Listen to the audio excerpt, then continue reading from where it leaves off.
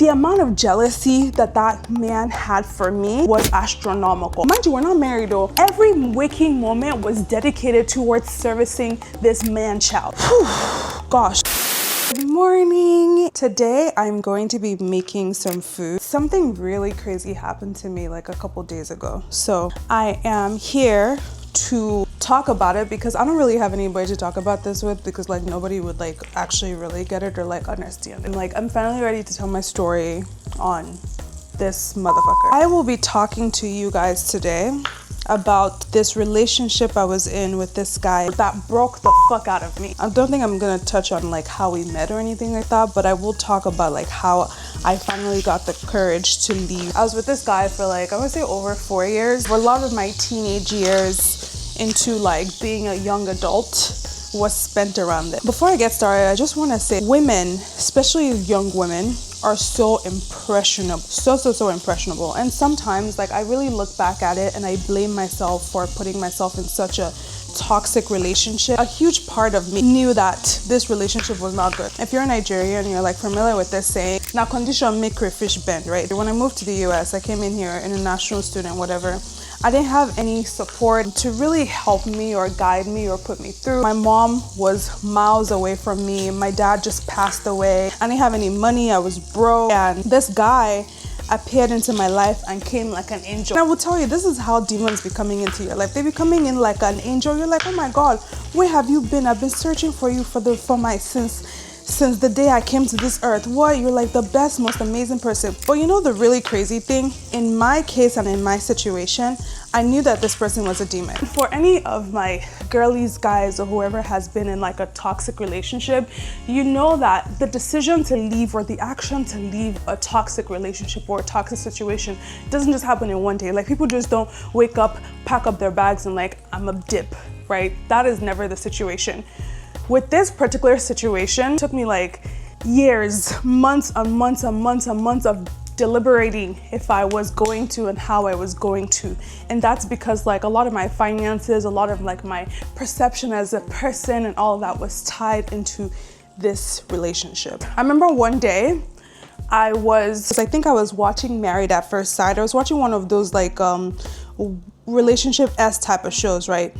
And I started thinking about like our future together, and I started to have panic attack. And I'm like, what the fuck is going on? As I thought about it, I just thought that I really do not see myself married to this person in any way, shape, or form. But I kid you not, I didn't leave until 2 years later. There were other moments like through and through the relationship where it was just like, okay, like I no longer want to be here. It's like every time I would achieve something, like he always had something negative to say. And when I did something or I achieved something, if it wasn't directly impacting him, he did not want to be a part of it. I remember the first time I bought a house, I was like 20, I think I was like 20, 21. I had told him, I'm buying this house, or I just bought this house. For that whole week, he didn't want to talk to me. Mind you, when I started taking courses on how to like do house flipping, buy houses and do all those things, I told him about it. He would tell me like, oh, this thing's a scam, this thing's a scam, it's not possible to do this thing. And I'm just like, okay, if it's not possible, that's fine, but I'm going to do what I need to do for myself. And looking back at it, it felt like he wanted to be me. And because he couldn't be me, he wanted to humble me so bad. I really pride myself in being like a strong person or being somebody who's like really emotional secure. But when the devil or the demon wants to hold you, they will hold you. So going back into the whole situation of how I finally left this toxic ass mess. I remember that time, it was November, because it's Thanksgiving. I had gone to New Jersey for Thanksgiving. I was spending time with my aunt at the time. At this time, I was unemployed. While I was doing job interview, I just had this, it was like this dark cloud was over me. And it was over me because the amount of jealousy that that man had for me was astronomical. It was out of this world. I'd been interviewing for about 3 months at this time. And then I finally went to New Jersey, away from this guy. Tell me why in 3 weeks that I was in New Jersey by myself, away from this man's energy, I got 3 job offers. I'm like, this past month, I've been looking for a job, applying for jobs, searching, doing all those things, no offer. And the moment that I move away from you, all of a sudden there's offer. There's something here. He was really mad and pissed that I went to New Jersey to like spend time with my aunt and my cousins and everything. He didn't really have family in the US. So anytime that I was going to New Jersey, anytime I was spending time at family or going to see some family member, he would get annoyed and angry. Like he had like an uncle somewhere. He would go to his uncle, he would call his family, do all those things. Like I never was pissed at that. But it's like the moment that it was me talking to my family, it's an issue now. So out of spite for me going to visit my auntie in New Jersey, he decides that he wants to fly to Atlanta to go and see his long lost cousin that he hasn't seen in a long time. While at Thanksgiving, he starts picking fights with me about different things. I remember I'm at Thanksgiving with my aunt and my family, and my mood just changes. Like my mood is changing. My auntie's like, oh, is everything fun? Is everything okay? My grandma's there. So I remember I had to go like lock myself in a room and just cry and just be sad and stuff like that. And then something clicked in my head after the crying session. Something clicked in my head. And I was like, I really don't have to do this shit. This is a choice. I don't have to be sad on Thanksgiving. From that moment forward, something just snapped in my head. I started ignoring this motherfucker. I went on, what's it called? I went online and I started looking at like houses for rent because I'm like, I'm moving out of this place and I'm not dealing with this shit anymore because this is all a choice that I'm choosing to make. Like I'm choosing to be here and I'm choosing to suffer in this thing. I had gained a lot of weight from being in this relationship, honestly. I didn't have any friends. I wasn't exercising. I wasn't doing anything that I wanted to do in life. Every waking moment was dedicated towards servicing this man-child. I had let go of myself. Like I was editing a lot of my pictures. I was filtering a lot of my pictures. Like if you see the picture, me and the picture that I was, it was night and day. It's like, that is not the same person. And I was like, I'm so unhappy with myself. I was stress eating, gosh. I would finish two of this bread in one sitting. Whew.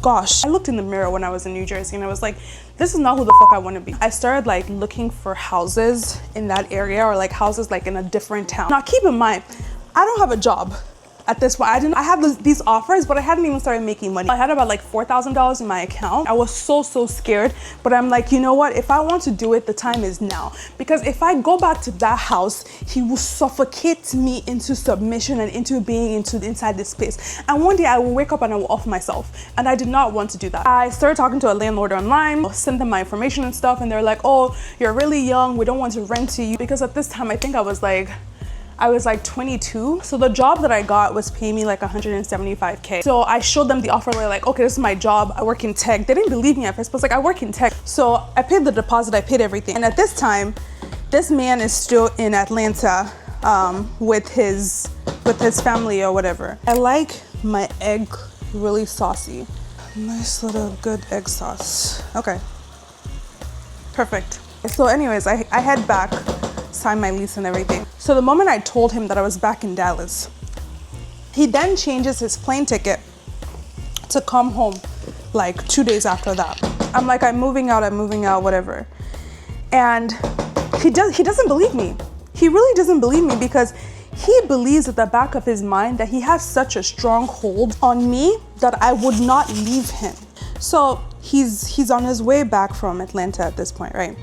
I'm going to the house, I rent a U-Haul, I'm at the house, I'm packing every single thing that I can. I get my dog, I get every single thing that I can. I'm like trying my best to like move quickly, of course, and like get my stuff that's mine, you know, because his stuff is at the house too. At this point, I think he thinks I'm joking.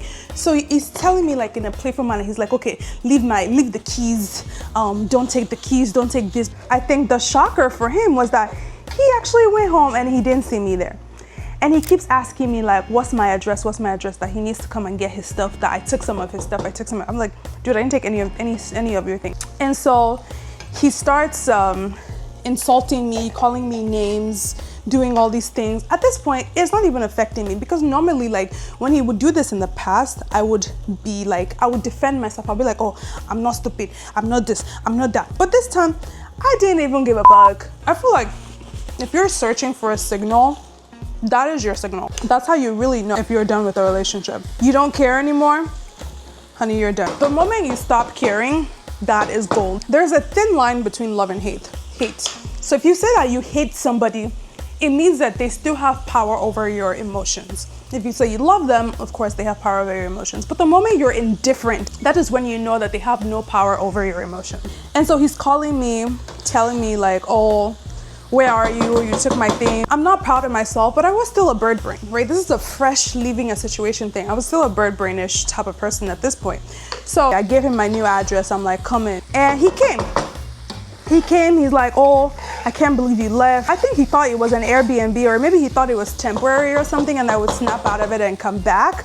And so then at first he was telling me like, oh, he's happy that I left, and like, you know, what I did is good because he doesn't even think that we should even be having the same space or the same apartment together. So like, it's really, really good that I left. I'm like, okay, cool. 2 days later, he's texting me and he's like, oh, he's sorry for anything he did, that the house is empty without me, I need to come back. Now, this is the point that a lot of women fail. This is the part that a lot of women feel, because the moment they feel like a guy is remorseful for his actions, they start being like, okay, let me help, let me do, or what I did, maybe so I did too much, you know, let me go back. What I did was not good. Don't listen to it. It is all part of a narcissistic roller coaster. They will start from being okay with the situation or being indifferent to the situation, to then being angry about the situation, to then being apologetic about the situation, and then it's a whole roller coaster. They take that ride and they throw you on that ride over and over and over again. Get off the bus. Get off the fucking roller coaster. I rode that same roller coaster over and over and over and over again. I'm like, dude, I know this game already and you're not about to play it on me. We had like a whole back and forth, until he finally realized that the relationship was final. Leaving a toxic relationship is hard, and we do know that people always go back to their toxic ass shit. If somebody is thinking about going or leaving, or somebody has even left, support them, assist them, help them become themselves again. After I left this relationship, he begged, he still begs and calls me till today. He asked to get back everything. I did not answer him. I was very, very steadfast in my decision. When I left, I told myself, I said, God, if I ever go back to this relationship, anything I want in this life, take it from me. Take me from this life. If I ever go back, take it off me. I had to really tell myself that, to like give myself that click in, because when I look at my ex, like, he wasn't the most attractive person. He wasn't the most handsome person. He wasn't the richest person. Like, there's really nothing about him that is special. This is why I say that a lot of toxicity is emotional bonds, right? It's not a physical bond, it's an emotional bond, because the person knows where to hit you and jab you in a place that it hurts the most, that you want to start craving acceptance from them, right? And that craving, or that crave of acceptance, comes first before anything else. It came before me thinking about myself. It came before me putting myself first. It came before so many things, right? And I didn't even realize it till like I took myself outside the situation and I started looking back in, and I'm like, shit, that was crazy. He would always make it seem like he was like the prize in the relationship, and basically like if I left him, like there's nothing for me. And it's very laughable now, and this is why I feel like I have a lot of compassion for people going through the situation, because I understand it. Looking back, I was making more money than this motherfucker. You're looking back and telling me that I'm nothing without you, and I believed it. I really believed it. And when I finally said, bet, motherfucker, my whole life turned around. I say this to say, if you're in a situation where you're dealing with a toxic ass relationship and you're really thinking maybe it's not that bad, or there's nothing for me out there, it doesn't matter how old you are. I was 22 at the time. Leave, get out, put yourself first, prioritize yourself. As long as you can breathe, as long as there's oxygen flowing through your lungs, you will be better. I look back today at where I am, and I look at where this motherfucker is calling me, and I'm like, never in my wildest dream. I will never ever date you. I will never ever be with you again in this life, because you've shown me who you are, and that is who you are forever in my mind. So thank you guys for coming and listening to this. If you stayed through the whole thing, I ramble a lot. My eggs came out really, really nice. I'm gonna show you guys a video of my eggs. I really like my eggs dry. I don't know if you guys like your eggs dry as well. Low key, I feel like I should have made more eggs, but whatever. I really like my eggs dry. Thank you for watching.